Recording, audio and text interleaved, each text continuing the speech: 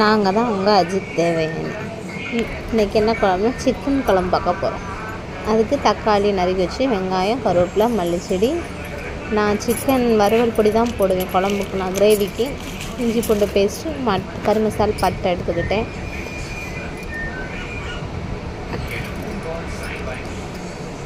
எண்ணெய் நல்லா காஞ்சதுக்கப்புறம் கறி மசால் பட்டையை போடணும்.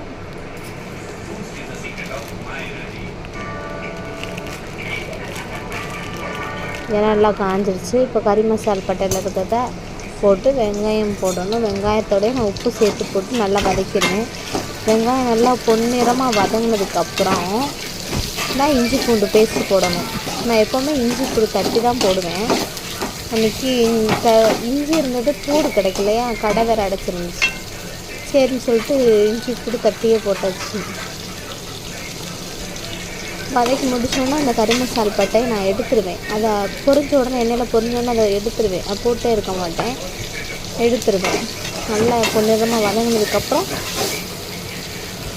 இஞ்சி பூண்டு பேஸ்ட்டு போட்டு பச்சை வாசனை போனதுக்கப்புறம் போகிற வரைக்கும் நல்லா வதக்கணும். வதக்கிட்டு கறி அலசி மஞ்சள் போட்டு கழுவி வச்சுருந்து கறி அள்ளி போட்டு நல்லா வதக்கணும். தக்காளி போட்டு நான் சொல்ல மறந்துட்டேன்.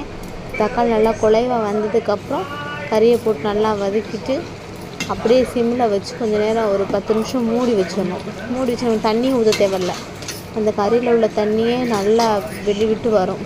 வந்ததுக்கப்புறம் நறுக்கி வச்சு சிக்கன் 65 மசாலா, ஒரு மசாலா போட்டால் போதும்.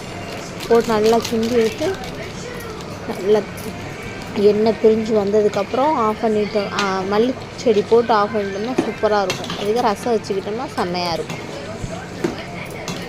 நீங்கள் இந்த மாதிரி ட்ரை பண்ணி பாருங்கள். ஒரு டைமு ட்ரை பண்ணி பார்த்து எப்படி இருக்குன்னு சொல்லுங்கள். சிக்கன் 65 மசாலா போடுங்க. மசாலா போடுறது ஓகே. ஆனால் வெங்காயம் நறுக்கும்போது உப்பு கொஞ்சம் கம்மியாக போடணும். ஏன்னா பொடியிலேயும் உப்பு இருக்கிறதுனால அதிகமாக உப்பாயிரும். அப்போ உப்பு கரிச்சிட்டு இருக்கும். அப்போ நீங்கள் எல்லோரும் என்னை திட்டுவீங்க. நான் இந்த ஸ்டைலில் தான் சிக்கன் கிரேவி வைப்போம். நீங்கள் எப்படி வைப்பீங்கன்றதையும் கமெண்ட் பண்ணுங்கள். இதே ஒரு டைம் வச்சு பாருங்கள் எப்படி இருக்குன்னு சொல்லிவிட்டு. நான் இந்த ஸ்டைலில் தான் வைப்பேன். எங்களுக்கு இந்த ஸ்டைலில் பிடிக்கும்.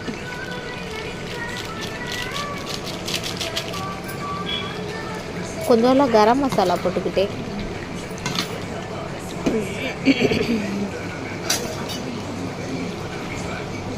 அப்படியே தண்ணி விட்டு வந்தோடனே அப்படியே மல்லிச்செடி தூவி இறக்கிட்டு அப்படியே செம்மையாக இருக்கும். கமான மணக்கும் நல்லாயிருக்கும். சாப்பாட்டில் போட்டு சாப்பிட்றதுக்கும் நல்லாயிருக்கும்.